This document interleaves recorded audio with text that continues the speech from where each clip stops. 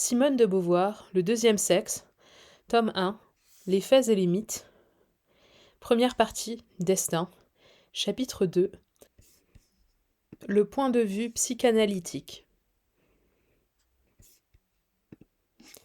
L'immense progrès que la psychanalyse a réalisé sur la psychophysiologie, c'est de considérer qu'aucun facteur n'intervient dans la vie psychique sans avoir revêtu un sens humain.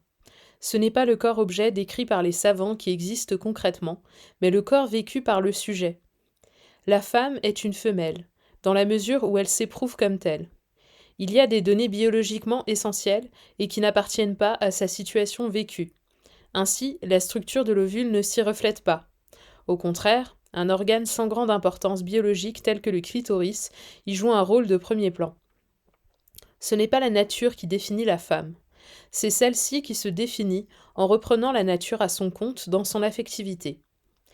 Dans cette perspective s'est édifié tout un système. Nous n'entendons pas ici le critiquer dans son ensemble, mais seulement examiner sa contribution à l'étude de la femme. Ce n'est pas une entreprise facile que de discuter la psychanalyse. Comme toutes les religions, christianisme, marxisme, elle se montre sur un fond de concepts rigides, d'une souplesse gênante. Tantôt les mots y sont pris dans leur sens le plus réduit, le terme phallus par exemple désignant très exactement cette excroissance charnue qu'est un sexe mâle, tantôt indéfiniment élargis, ils prennent une valeur symbolique. Le phallus exprimerait tout l'ensemble du caractère et de la situation virile. Si on attaque la lettre de la doctrine, le psychanalyste prétend qu'on en méconnaît l'esprit. Si on en approuve l'esprit, il veut aussitôt vous enfermer dans la lettre. La doctrine n'a pas d'importance, dit celui-ci. La psychanalyse est une méthode, mais le succès de la méthode fortifie le doctrinaire dans sa foi. D'ailleurs, où rencontrer le vrai visage de la psychanalyse, sinon chez les psychanalystes ? Parmi ceux-ci, comme parmi les chrétiens et les marxistes, il existe des hérétiques. Et plus d'un psychanalyste a déclaré que les pires ennemis de la psychanalyse, ce sont les psychanalystes. En dépit d'une précision scolastique souvent pédante, beaucoup d'équivoques n'ont pas été dissipés. Comme l'ont fait remarquer Sartre et Merleau-Ponty, la proposition « la sexualité est coextensive à l'existence » peut s'entendre de deux manières très différentes. On peut vouloir dire que tout avatar de l'existant a une signification sexuelle, ou que tout phénomène sexuel a un sens existentiel. Entre ces deux affirmations, une conciliation est possible, mais souvent on se borne à glisser de l'une à l'autre. D'ailleurs, dès qu'on distingue sexuel et génital, la notion de sexualité devient floue. Le sexuel, chez Freud, c'est l'aptitude intrinsèque à déclencher le génital, dit d'Albiez. Mais rien de plus trouble que l'idée d'aptitude, c'est-à-dire de possible. Seule la réalité fait la preuve indubitable de la possibilité. Freud a refusé, n'étant pas philosophe, de justifier philosophiquement son système. Ses disciples prétendent que par là, il élude toute attaque d'ordre métaphysique. Cependant, il y a derrière toutes ces affirmations des postulats métaphysiques. Utiliser son langage, c'est adopter une philosophie. Ce sont ces confusions mêmes qui, rendant la critique malaisée, l'exigent. Freud ne s'est pas beaucoup soucié du destin de la femme. Il est clair qu'il en a calqué la description sur celle du destin masculin, dont il s'est borné à modifier quelques traits. Avant lui, le sexologue Maragnon avait déclaré « En tant qu'énergie différenciée, la libido est, peut-on dire, une force de sens viril. Nous en dirons autant de l'orgasme. » Selon lui, les femmes qui atteignent l'orgasme sont des femmes viriloïdes. L'élan sexuel est à sens unique et la femme est seulement à moitié du chemin. Freud ne va pas jusque-là. Il admet que la sexualité de la femme est aussi évoluée que celle de l'homme, mais il ne l'étudie guère en elle-même. Il écrit « La libido est de façon constante et régulière d'essence mâle, qu'elle apparaisse chez l'homme ou chez la femme. » Il refuse de poser dans son originalité la libido féminine. Elle lui apparaîtra donc nécessairement comme une déviation complexe de la libido humaine en général. Celle-ci se développe d'abord, pense-t-il, d'une manière identique dans les deux sexes. Tous les enfants traversent une phase orale qui les fixe sur le sein maternel, puis une phase anale et enfin ils atteignent la phase génitale. C'est à ce moment qu'ils se différencient. Freud a mis en lumière un fait dont on n'avait pas reconnu avant lui toute l'importance. L'érotisme masculin se localise définitivement dans le pénis, tandis qu'il y a chez la femme deux systèmes érotiques distincts. L'un clitoridien qui se développe au stade infantile et l'autre vaginal qui ne s'épanouit qu'après la puberté. Quand le garçon arrive à la phase génitale, son évolution est achevée. Il faudra qu'il passe de l'attitude auto-érotique, où le plaisir est visé dans sa subjectivité, à une attitude hétéro-érotique qui liera le plaisir à un objet, normalement la femme. Ce passage se produira au moment de la puberté à travers une phase narcissique. Mais le pénis demeurera, comme dans l'enfance, l'organe érotique privilégié. La femme devra aussi, à travers le narcissisme, objectiver sur l'homme sa libido. Mais le processus sera beaucoup plus complexe parce qu'il faudra que du plaisir clitoridien, elle passe au plaisir vaginal. Il n'y a qu'une étape génitale pour l'homme, tandis qu'il y en a deux chez la femme. Elle risque bien davantage de ne pas arriver au bout de son évolution sexuelle, de demeurer au stade infantile et en conséquence de développer des névroses. Déjà au stade auto-érotique, l'enfant s'attache plus ou moins fortement à un objet. Le garçon se fixe sur sa mère et veut s'identifier à son père. Il s'effraie de cette prétention et il craint que pour l'en punir, son père ne le mutile. Du complexe d'Édipe naît le complexe de castration. Il développe alors des sentiments d'agressivité à l'égard du père, mais en même temps il intériorise son autorité. Ainsi se constitue le surmoi qui censure les tendances incestueuses. Ces tendances sont refoulées, le complexe est liquidé, et le fils est délivré du père, qu'il a en fait installé en lui-même sous la figure de règles morales. Le surmoi est d'autant plus fort que le complexe d'Édipe a été plus défini et plus rigoureusement combattu. Freud a d'abord décrit de manière tout à fait symétrique l'histoire de la fillette. Ensuite, il a donné à la forme féminine du complexe infantile le nom de complexe d'Électre, mais il est clair qu'il l'a défini moins en lui-même qu'à partir de sa figure masculine. Il admet cependant entre les deux une différence très importante. La petite fille a d'abord une fixation maternelle, alors que le garçon n'est à aucun moment attiré sexuellement par le père. Cette fixation est une survivance de la phase orale. L'enfant s'identifie alors au père, mais vers l'âge de 5 ans, elle découvre la différence anatomique des sexes et elle réagit à l'absence de pénis par un complexe de castration. Elle s'imagine avoir été mutilée et en souffre. Elle doit alors renoncer à ses prétentions viriles, elle s'identifie à la mère et cherche à séduire son père. Complexe de castration et complexe d'Électre se renforcent l'un l'autre. Le sentiment de frustration de la fillette est d'autant plus cuisant qu'aimant son père, elle se voudrait semblable à lui. Et inversement, ce regret fortifie son amour. C'est par la tendresse qu'elle inspire au père qu'elle peut compenser son infériorité. La fillette éprouve à l'égard de sa mère un sentiment de rivalité, d'hostilité. Puis chez elle aussi, le surmoi se constitue, les tendances incestueuses sont refoulées. Mais le surmoi est plus fragile. Le complexe d'Électre est moins net que l'Édipe du fait que la première fixation a été maternelle. Et puisque le père était lui-même l'objet de cet amour qu'il condamnait, ses interdits avaient moins de force que dans le cas du fils rival. Comme son évolution génitale, on voit que l'ensemble du drame sexuel est plus complexe pour la petite fille que pour ses frères. Elle peut être tentée de réagir au complexe de castration en refusant sa féminité, en s'entêtant à convoiter un pénis et à s'identifier au père. Cette attitude la conduira à demeurer au stade clitoridien, à devenir frigide ou à se tourner vers l'homosexualité. Les deux reproches essentiels que l'on peut adresser à cette description viennent du fait que Freud l'a calquée sur un modèle masculin. Il suppose que la femme se sent un homme mutilé. Mais l'idée de mutilation implique une comparaison et une valorisation.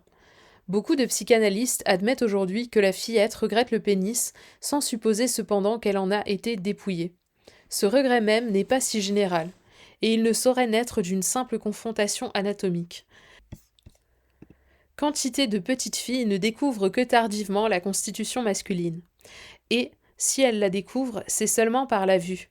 Le garçon a de son pénis une expérience vivante qui lui permet d'en tirer de l'orgueil, mais cet orgueil n'a pas un corrélatif immédiat dans l'humiliation de ses sœurs, car celles-ci ne connaissent l'organe masculin que dans son extériorité. Cette excroissance, cette fragile tige de chair, peut ne leur inspirer que de l'indifférence et même du dégoût. La convoitise de la fillette, lorsqu'elle apparaît, résulte d'une valorisation préalable de la virilité. Freud la prend pour accordée, quand il faudrait en rendre compte.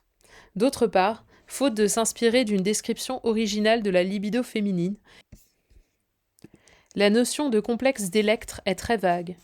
Déjà chez les garçons, la présence d'un complexe d'Édipe d'ordre proprement génital est loin d'être générale. Mais, sauf de très rares exceptions, on ne saurait admettre que le père soit pour sa fille une source d'excitation génitale. Un des grands problèmes de l'érotisme féminin, c'est que le plaisir clitoridien s'isole. C'est seulement vers la puberté, en liaison avec l'érotisme vaginal, que se développe dans le corps de la femme quantité de zones érogènes.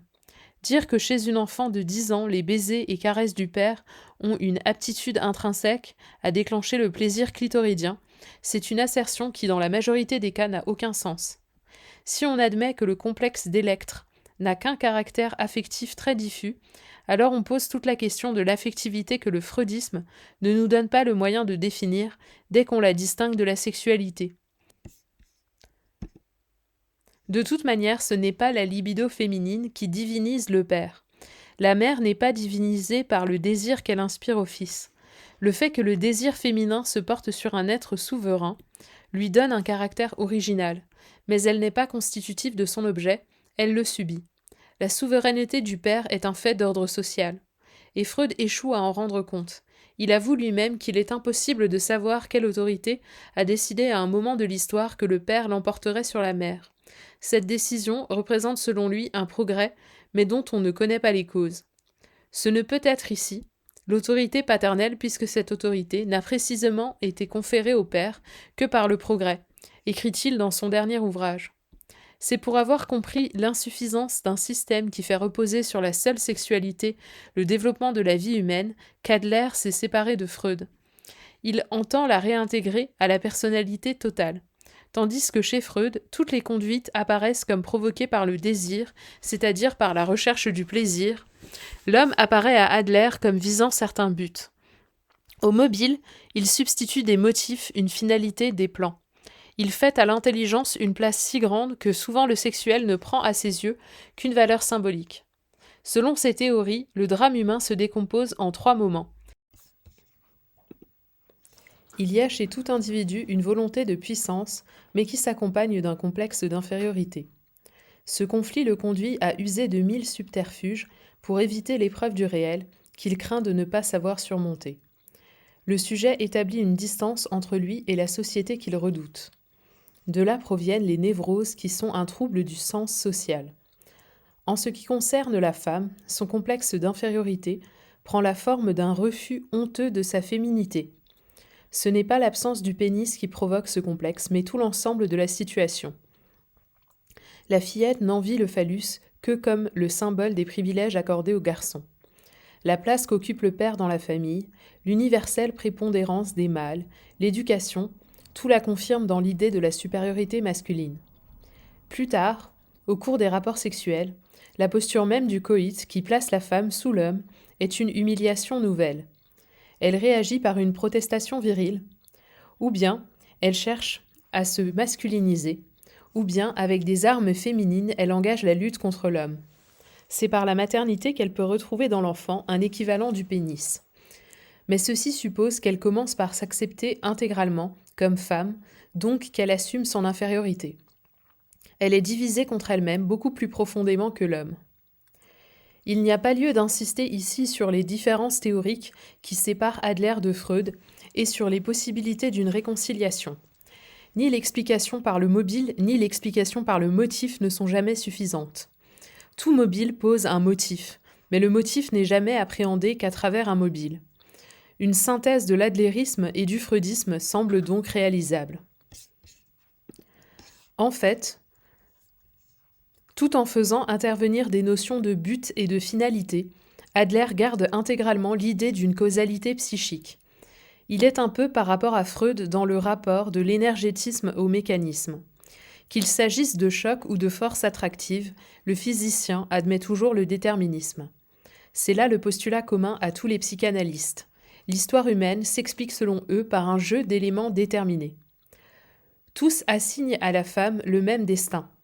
Son drame se ramène au conflit entre ses tendances viriloïdes et féminines. Les premières se réalisent dans le système clitoridien, les secondes dans l'érotisme vaginal. Infantilement, elle s'identifie au père. Puis elle éprouve un sentiment d'infériorité à l'égard de l'homme et elle est mise dans l'alternative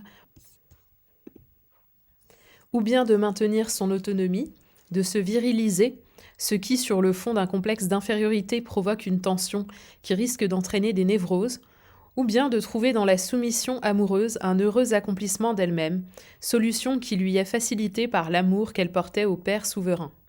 C'est lui qu'elle recherche dans l'amant ou le mari, et l'amour sexuel s'accompagne chez elle du désir d'être dominée.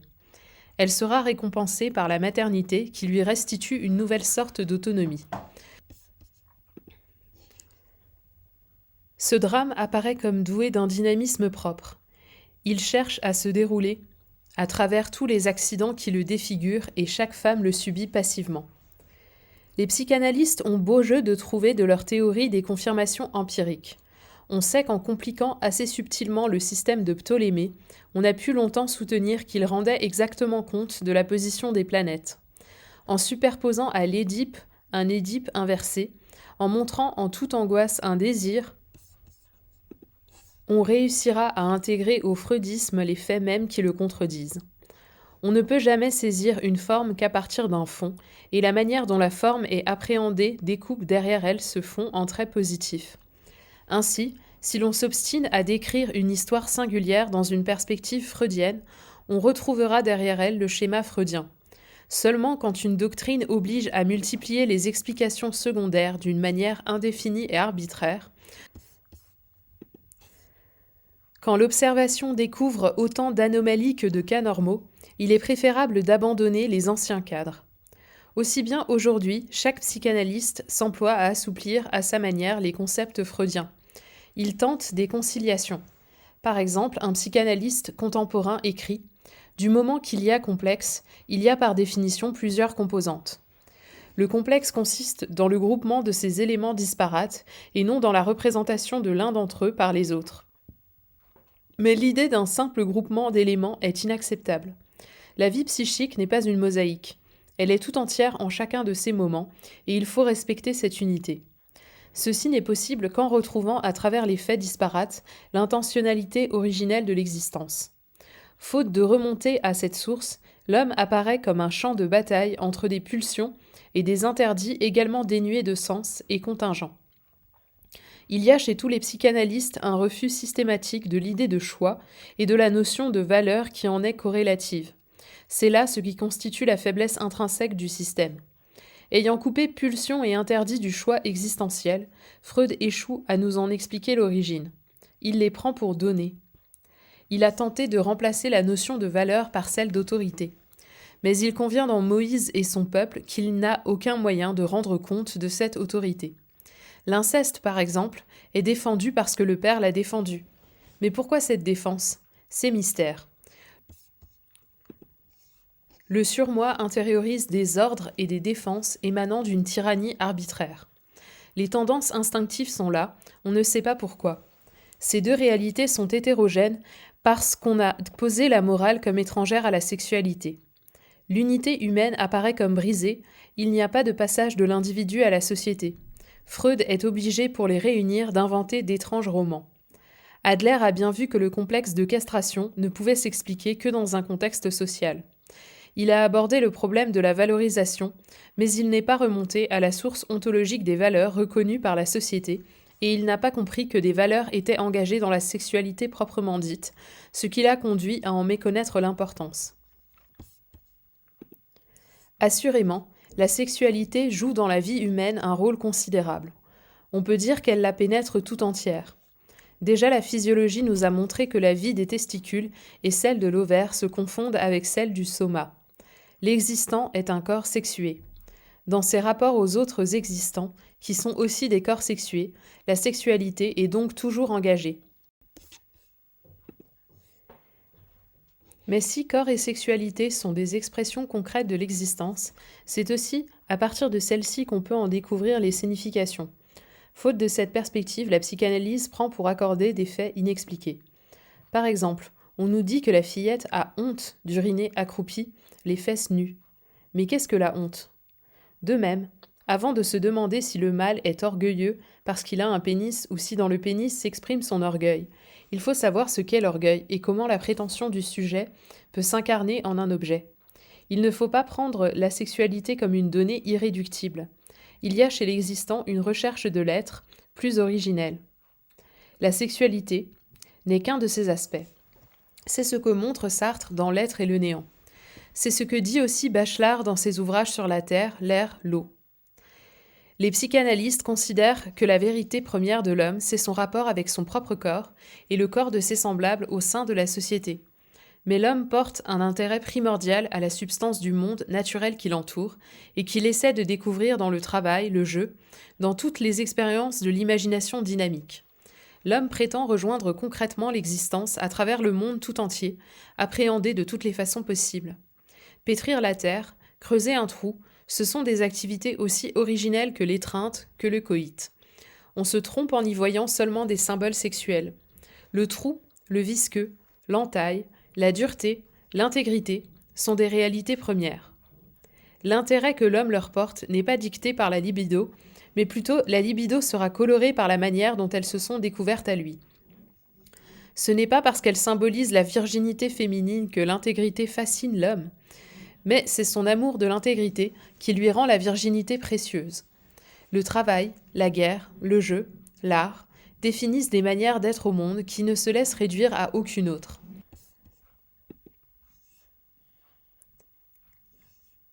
Elles découvrent des qualités qui interfèrent avec celles que révèle la sexualité. C'est à la fois à travers elles et à travers ses expériences érotiques que l'individu se choisit. Mais seul un point de vue ontologique permet de restituer l'unité de ce choix. C'est cette notion de choix que repousse le plus violemment le psychanalyste au nom du déterminisme et de l'inconscient collectif. Cet inconscient fournirait à l'homme des images toutes faites et un symbolisme universel. C'est lui qui expliquerait les analogies des rêves, des actes manqués, des délires, des allégories et des destinées humaines. Parler de liberté, ce serait se refuser la possibilité d'expliquer ces troublantes concordances. Mais l'idée de liberté n'est pas incompatible avec l'existence de certaines constances. Si la méthode psychanalytique est souvent féconde malgré les erreurs de la théorie, c'est qu'il y a, dans toute l'histoire singulière des données dont nul ne songe à nier la généralité, les situations et les conduites se répètent, c'est au sein de la généralité et de la répétition que jaillit le moment de la décision. L'anatomie, c'est le destin, disait Freud. À ce mot fait écho celui de Merleau-Ponty. Le corps, c'est la généralité. L'existence est une à travers la séparation des existants. Elle se manifeste dans des organismes analogues. Il y aura donc des constantes dans la liaison de l'ontologique et du sexuel. À une époque donnée, les techniques, la structure économique et sociale d'une collectivité découvrent à tous ses membres un monde identique. Il y aura aussi une relation constante de la sexualité aux formes sociales. Des individus analogues, placés dans des conditions analogues, saisiront dans le donné des significations analogues. Cette analogie ne fonde pas une rigoureuse universalité, mais elle permet de retrouver dans les histoires individuelles des types généraux. Le symbole ne nous apparaît pas comme une allégorie élaborée par un mystérieux inconscient. C'est l'appréhension d'une signification à travers un analogone de l'objet signifiant. Du fait de l'identité de la situation existentielle à travers tous les existants et de l'identité de la facticité qu'ils ont à affronter, les significations se dévoilent de la même manière à quantité d'individus. Le symbolisme n'est pas tombé du ciel ni surgi des profondeurs souterraines. Il a été élaboré, tout comme le langage, par la réalité humaine qui est Mitsein en même temps que séparation. Et ceci explique que l'invention singulière y ait aussi sa place. Pratiquement, la méthode psychanalyste est bien obligée de l'admettre, que la doctrine l'y autorise ou non. Cette perspective nous permet par exemple de comprendre la valeur généralement accordée au pénis. Il est impossible d'en rendre compte sans partir d'un fait existentiel. la tendance du sujet à l'aliénation. L'angoisse de sa liberté conduit le sujet à se rechercher dans les choses, ce qui est une manière de se fuir. C'est une tendance si fondamentale qu'aussitôt après le sevrage, quand il est séparé du tout, l'enfant s'efforce de saisir dans les glaces, dans le regard de ses parents, son existence aliénée. Les primitifs s'aliènent dans le mana, dans le totem, les civilisés dans leur âme individuelle, dans leur moi, leur nom, leur propriété, leur ouvrage. C'est là la première tentation de l'inauthenticité. Le pénis est singulièrement propre à jouer pour le petit garçon ce rôle de double. C'est pour lui un objet étranger en même temps qu'il est lui-même. C'est un jouet, une poupée, et c'est sa propre chair. Parents et nourrices le traitent comme une petite personne. On conçoit alors qu'il devienne pour l'enfant un alter ego d'habitude plus rusé, plus intelligent et plus adroit que l'individu. Du fait que la fonction urinaire et plus tard l'érection sont à mi-chemin entre les processus volontaires et les processus spontanés, du fait qu'il est une source capricieuse, quasi étrangère d'un plaisir subjectivement ressenti, le pénis est posé par le sujet comme soi-même et autre que soi-même. La transcendance spécifique s'incarne en lui de manière saisissable et il est source de fierté. Parce que le phallus est séparé, l'homme peut intégrer à son individualité la vie qui le déborde. On conçoit alors que la longueur du pénis, la puissance du jet urinaire, de l'érection, de l'éjaculation deviennent pour lui la mesure de sa valeur propre. Ainsi, il est constant que le phallus incarne charnellement la transcendance. Comme il est aussi constant que l'enfant se sente transcendé, c'est-à-dire frustré de sa transcendance par le père. On retrouvera donc l'idée freudienne de complexe de castration. Privée de cet alter ego, la petite fille ne s'aliène pas dans une chose saisissable, ne se récupère pas. Par là, elle est conduite à se faire tout entière objet, à se poser comme l'autre. La question de savoir si elle sait ou non comparée au garçon est secondaire. L'important, c'est que, même non connue par elle, l'absence du pénis l'empêche de se rendre présente à elle-même en tant que sexe. Il en résultera maintes conséquences. Mais ces constantes que nous signalons ne définissent pas néanmoins un destin. Le phallus prend tant de valeur parce qu'il symbolise une souveraineté qui se réalise en d'autres domaines. Si la femme réussissait à s'affirmer comme sujet, elle inventerait des équivalents du phallus. La poupée où s'incarne la promesse de l'enfant peut devenir une possession plus précieuse que le pénis. Il y a des sociétés à filiation utérine où les femmes détiennent les masques, dans lesquels la collectivité s'aliène. Le pénis alors perd beaucoup de sa gloire. Ce n'est qu'au sein de la situation saisie dans sa totalité que le privilège anatomique fonde un véritable privilège humain. La psychanalyse ne saurait trouver sa vérité que dans le contexte historique. Pas plus qu'il ne suffit de dire que la femme est une femelle, on ne peut la définir par la conscience qu'elle prend de sa féminité. Elle en prend conscience au sein de la société dont elle est membre. Intériorisant l'inconscient et toute la vie psychique, le langage même de la psychanalyse suggère que le drame de l'individu se déroule en lui. Les mots de complexe, tendance, etc. l'impliquent. Mais une vie est une relation au monde. C'est en se choisissant à travers le monde que l'individu se définit.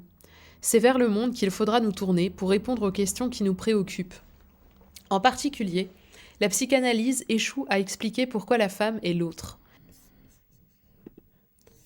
Car Freud même admet que le prestige du pénis s'explique par la souveraineté du père et il avoue qu'il ignore l'origine de la suprématie mâle. Sans rejeter en bloc les apports de la psychanalyse dont certains aperçus sont féconds, nous refuserons donc sa méthode. D'abord, nous ne nous bornerons pas à prendre la sexualité comme une donnée. Que cette attitude soit courte, c'est ce que manifeste la pauvreté des descriptions touchant la libido féminine. J'ai dit déjà que jamais les psychanalystes ne l'ont étudié de front, mais seulement à partir de la libido mâle. Il semble ignorer la fondamentale ambivalence de l'attraction qu'exerce sur la femme le mâle. Freudien et adlérien expliquent l'angoisse éprouvée par la femme devant le sexe masculin comme l'inversion d'un désir frustré. Stekel a mieux vu qu'il y a là une réaction originale. Mais il en rend compte d'une manière superficielle. La femme aurait peur de la défloration, de la pénétration, de la grossesse, de la douleur, et cette peur freinerait son désir. Cette explication est trop rationnelle. Au lieu d'admettre que le désir se déguise en angoisse ou est combattu par la crainte, il faudrait considérer comme une donnée originale cette sorte d'appel à la fois urgent et effrayé qu'est le désir femelle. C'est la synthèse indissoluble de l'attraction et de la répulsion qui le caractérise. Il est remarquable que beaucoup de femelles animales fuient le coït au moment où elles le sollicitent. On les taxe de coquetterie, d'hypocrisie.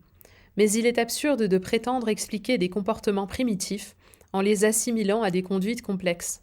Ce sont eux, au contraire, qui sont à la source des attitudes qu'on appelle, chez la femme, coquetterie, hypocrisie. L'idée d'une libido passive déconcerte parce qu'on a défini la libido à partir du mâle comme pulsion, énergie. Mais on ne concevrait pas non plus, a priori, qu'une lumière puisse être à la fois jaune et bleue. Il faut avoir l'intuition du vert.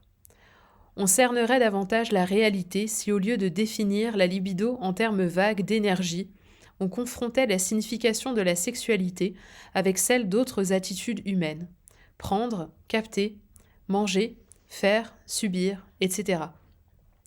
Car elle est un des modes singuliers d'appréhender un objet. Il faudrait étudier aussi les qualités de l'objet érotique tel qu'il se donne non seulement dans l'acte sexuel, mais dans la perception en général. Cet examen sort du cadre de la psychanalyse qui pose l'érotisme comme irréductible.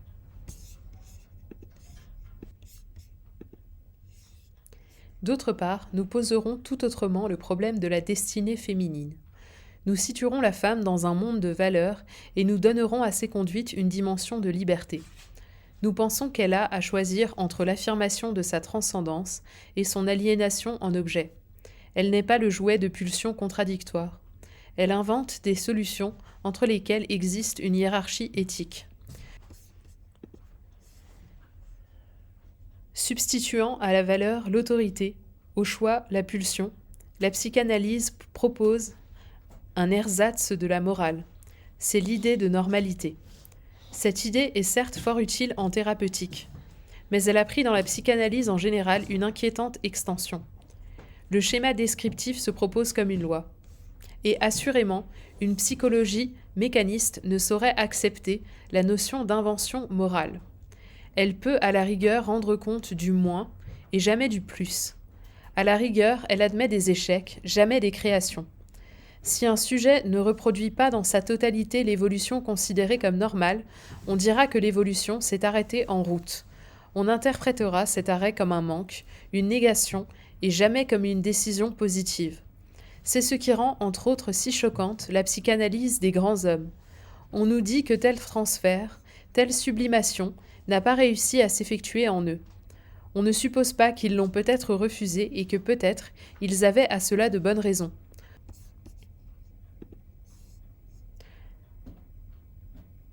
On ne veut pas considérer que leurs conduites ont pu être motivées par des fins librement posées. C'est toujours dans sa liaison au passé et non en fonction d'un avenir vers lequel il se projette qu'on explique l'individu. Aussi ne nous en donne-t-on jamais qu'une image inauthentique, et dans l'inauthenticité, on ne saurait guère trouver d'autre critérium que la normalité. La description du destin féminin est de ce point de vue tout à fait frappante. Au sens où les psychanalystes l'entendent, s'identifier à la mère ou au père, c'est s'aliéner en un modèle, c'est préférer au mouvement spontané de sa propre existence une image étrangère, c'est jouer à être. On nous montre la femme sollicitée entre deux modes d'aliénation. Il est bien évident que jouer à être un homme sera pour elle une source d'échec. Mais jouer à être une femme est aussi un leurre. Être femme, ce serait être l'objet, l'autre, et l'autre demeure sujet au sein de sa démission. Le vrai problème pour la femme, c'est refusant ses fuites de s'accomplir comme transcendance.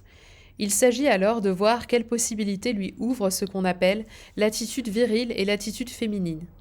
Quand un enfant suit le chemin indiqué par tel ou tel de ses parents, ce peut être parce qu'il reprend librement leur projet. Sa conduite peut être le résultat d'un choix, motivé par des fins. Même chez Adler, la volonté de puissance n'est qu'une sorte d'énergie absurde. Il appelle protestation virile tout projet où s'incarne la transcendance. Quand une fillette Grimpe aux arbres, c'est selon lui pour s'égaler aux garçons. Il n'imagine pas que grimper aux arbres lui plaît. Pour la mère, l'enfant est tout autre chose qu'un équivalent du pénis. Peindre, écrire, faire de la politique, ce ne sont pas seulement de bonnes sublimations. Il y a là des buts qui sont voulus par eux-mêmes. Le nier, c'est fausser toute l'histoire humaine. On pourra remarquer un certain parallélisme entre nos descriptions et celles des psychanalystes. C'est que du point de vue des hommes, qui est celui qu'adoptent les psychanalystes mâles et femelles, on considère comme féminines les conduites d'aliénation, comme viriles celles où un sujet pose sa transcendance. Un historien de la femme, Donaldson, remarquait que les définitions « l'homme est un être humain mâle »,« la femme est un être humain femelle » ont été asymétriquement mutilées. C'est singulièrement chez les psychanalystes que l'homme est défini comme être humain et la femme comme femelle. Chaque fois qu'elle se comporte en être humain, on dit qu'elle imite le mâle. Le psychanalyste nous décrit l'enfant et la jeune fille sollicités de s'identifier au père et à la mère, partagés entre des tendances viriloïdes et féminines, tandis que nous la concevons comme hésitant entre le rôle d'objet, d'autre qui lui est proposé, et la revendication de sa liberté. Ainsi arrivera-t-il que nous tombions d'accord sur un certain nombre de faits, et en particulier quand nous considérons les chemins de fuite inauthentiques qui s'offrent aux femmes. Mais nous ne leur accordons pas du tout la même signification que le freudien ou l'adlérien. Pour nous, la femme se définit comme un être humain, en quête de valeurs au sein d'un monde de valeurs, monde dont il est indispensable de connaître la structure économique et sociale. Nous l'étudierons dans une perspective existentielle à travers sa situation totale.